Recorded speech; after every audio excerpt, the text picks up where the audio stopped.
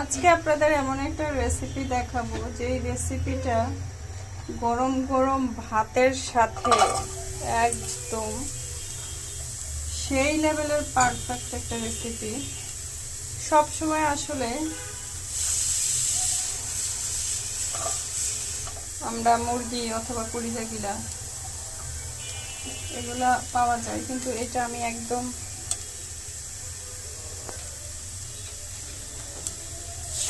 রেসিপিটা দেখতে হলে ফুল ভিডিওটা দেখতে হবে।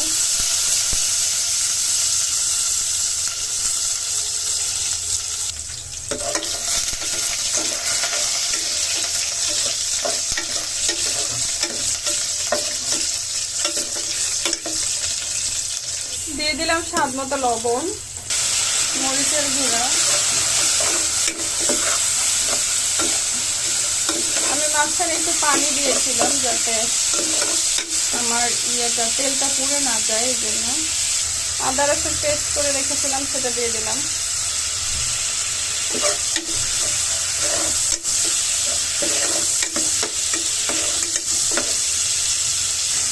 দিয়ে দিলাম জিরার গুঁড়া, দিয়ে দিলাম গরম মশলার গুঁড়া। এখন সামান্য একটু পানি দিয়ে আমি মশলাটা খুব ভালোভাবে কষিয়ে নেব।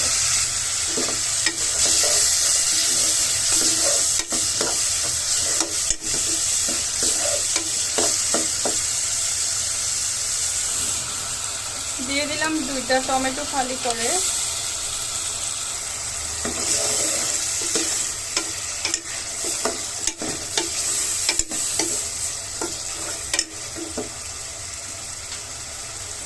টমেটোগুলো একদম যখন সিদ্ধ হয়ে যাবে তখন আমি এটাকে একটু ম্যাশ করে দিব।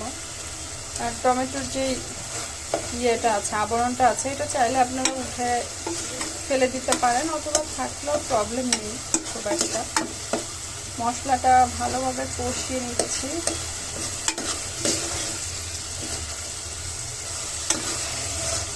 মশলা থেকে যখন তেলটা উপরে এরকম ভেসে উঠবে, তার মানে বুঝতে পারবেন যে মশলাটা কষানোর দান হয়ে গিয়েছে।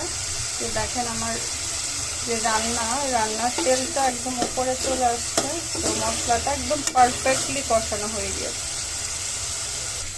বলেন তো এটা আমি কি রান্না করছি?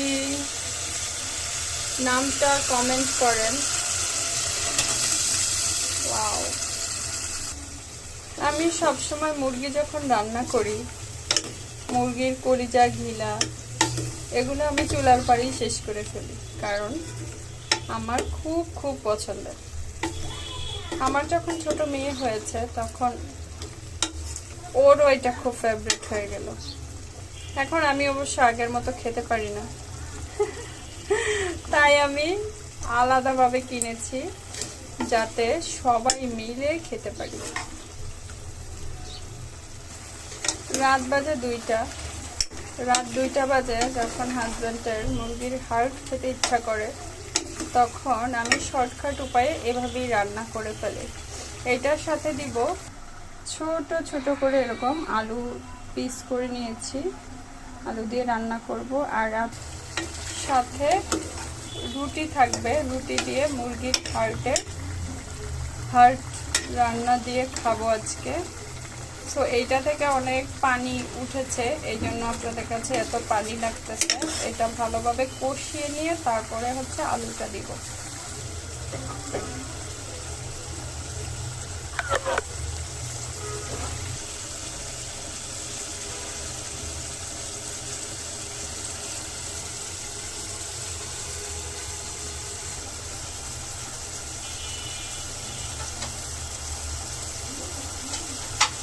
পানিটা যখন শুকিয়ে আসবে, যেহেতু এটা ফ্রিজে ছিল তো পানি বের হয়েছিল, এখন আলুগুলো দিয়ে দিব।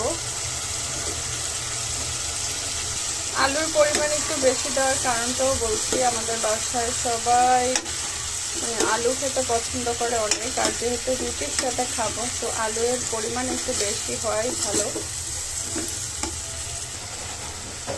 দেখেন দেখতেই খুব ভালো লাগছে না? আমি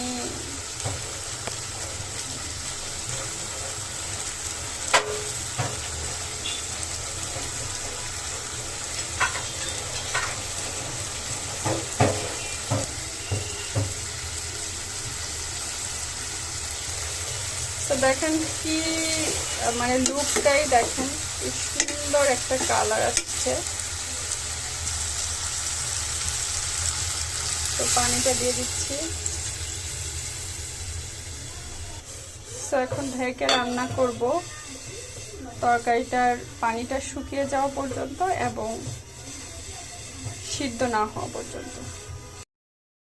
দেখি আমার রান্নাটার কি অবস্থা। ওয়াও, রান্নাটা প্রায় ডান হয়ে গিয়েছে। আগেই বলেছি আমি আলুর পরিমাণ একটু বেশি দিয়েছি, কারণ আমার বাসায় সবাই আলু খেতে পছন্দ করে।